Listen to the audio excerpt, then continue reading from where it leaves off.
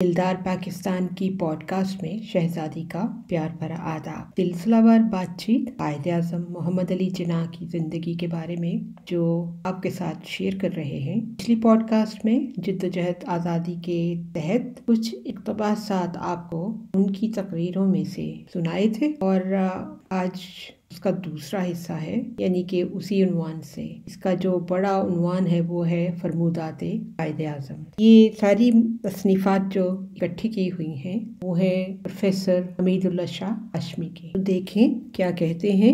हम पहले इक़्तिबास की तरफ चलें जो कि एसोसिएटेड प्रेस अमेरिका को बयान दिया था 1 जुलाई 1942 में। हम मुसलमान अपनी ताबिंदा तहजीब और तमद्दुन के लिहाज से एक कौम है। ज़ुबान व अदब, फ़नून लतीफ़ा, फ़न तामीर, नाम व नस्ब, शऊर, इक़्तिदार, नासब, कानून व इख़लाक़, रस्म रवाज, तारीख़ी रवायात और रुझान व मक़ासद हर एक लिहाज से हमारा अपना इनफरादी ज़ाविया निगाह और फ़लसफ़ा हयात है। बैनुल अक़वामी कानून की हर तारीफ़ हमारी कौमियत को सलामी देने के लिए तैयार है। ये अगला इक़्तिबास है। गैर मुल्की नामा निगारों से इंटरव्यू के दौरान जो बातचीत हुई ये थी 13 सितंबर 1942 को। गुज़श्ता 3 साल बरतानवी पॉलिसी कितनी ही काबिल मलामत क्यों न हो, हमारी हालत तो महज खरबूजे की सी है। खरबूजा छुरी पर गिरे, छुरी खरबूजे पर, नुकसान खरबूजे ही का तो होता है। फर्ज कीजिए कि इस बरतानवी पॉलिसी से तंग आकर बड़े गमो गुस्से के कल ये कह दूं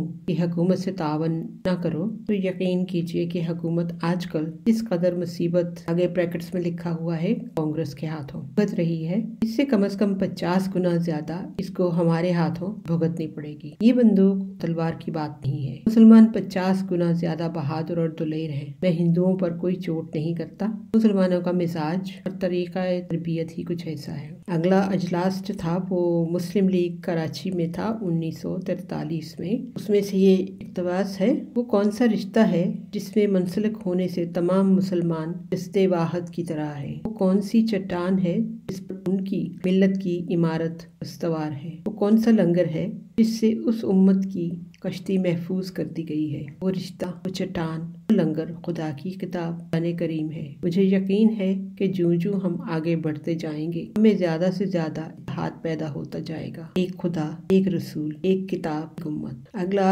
इक़्तिबास है मुस्लिम यूनिवर्सिटी अलीगढ़ 8 मार्च 1944। पाकिस्तान इसी दिन वजूद में आ गया था हिंदुस्तान में पहला हिंदू मुसलमान हुआ था। उस जमाने की बात है जब यहाँ मुसलमानों की हुकूमत भी कायम नहीं होती थी। मुसलमानों की कौमियत के बुनियाद कलमा तौहीद है, वतन नहीं और ना ही नस्ल। हिंदुस्तान का जब पहला फर्द मुसलमान हुआ तो वो पहली कौम का फर्द नहीं रहा, वो एक जुदागाना कौम का फर्द हो गया। हिंदुस्तान में एक नई कौम वजूद में आई। अगला इक़्तिबास भी मुस्लिम यूनिवर्सिटी अलीगढ़ 8 मार्च का ही है 1944 में। आपने गौर फरमाया कि पाकिस्तान के मुतालबे का जज्बा मुहर्रक किया था। मुसलमानों के लिए एक जुदागाना ममलकत की वजह जवाज क्या थी। तक़सीम हिंद की जरूरत पेश आई। इसकी वजह ना हिंदुओं की तंग नजरी थी ना अंग्रेजों की चाल। ये इस्लाम का बुनियादी मुतालबा था। अजलास आम पेशावर नवंबर 1945। ये एक लिखा हुआ है। हमारा कोई दोस्त नहीं है, बिना अंग्रेज पर भरोसा है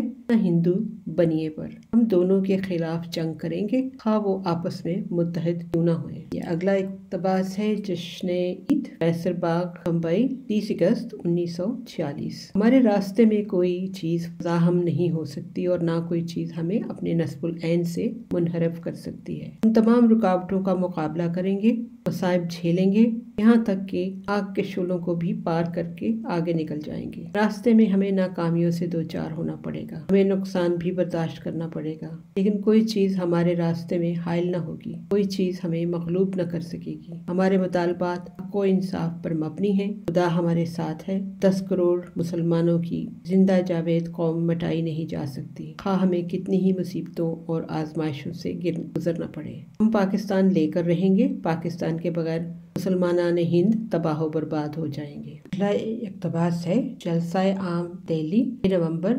1946 से। कायदे आज़म ने कहा, मुझे मालूम है मुसलमान दलेर और बहादुर कौम है, मगर ये वक्त ऐसा है कि उन्हें अपने घर की खबर लेनी चाहिए। क्या तुमने अपने घर की हालत दुरुस्त कर ली है? इस सवाल पर गौर कीजिए और खुद अपने दिल से पूछिए कि इसका जवाब क्या है। जहाँ कहीं जाता हूँ यही सुनता हूँ, قائد اعظم ہم آپ کے حکم کے منتظر ہیں۔ میں کہتا ہوں قائد اعظم ہرگز حکم دینے کے لیے تیار نہیں جب تک اسے یہ یقین نہ ہو جائے کہ مسلمانوں کا جو خون بہے گا وہ رائگاں نہ جائے گا۔ اگر میں یہ یقین کیے بغیر مسلمانوں کو حکم دے دوں تو میں جنرل نہیں ہوں گا بلکہ مجرم ہوں گا۔ اسی لیے میں تم سے کہتا ہوں پہلے اپنے گھر کی حالت درست کرو۔ کافی دیر ہو گئی ہے مگر ابھی تک وقت ہاتھ سے نہیں گیا۔ بلند بانگ دعووں اور باتوں کی ضرورت نہیں ہے۔ مسلمانوں نے ایک ایسا آدمی ڈھونڈ لیا ہے جو ان کی کمزوریوں اور خوبیوں دونوں سے واقف ہے، لہٰذا اس کا ہاتھ بٹاؤ اور اس کی مدد کرو۔ میں بھی انسان ہوں، مجھ سے بھی غلطی ہو سکتی ہے، لہٰذا ہر شخص کو اختیار ہے میرے کام کے بارے میں مشورے دے اور اس میں تنقید کرے۔ یقین کیجیے کہ ہر خط اور ہر تار جو مجھے بھیجا جاتا ہے میں خود پڑھتا ہوں، ایک ایک سطر پڑھتا ہوں۔ میرا زیادہ تر وقت میں گزرتا ہے، لہٰذا ہر مسلمان زبانی باتوں کی بجائے جو کچھ سوچے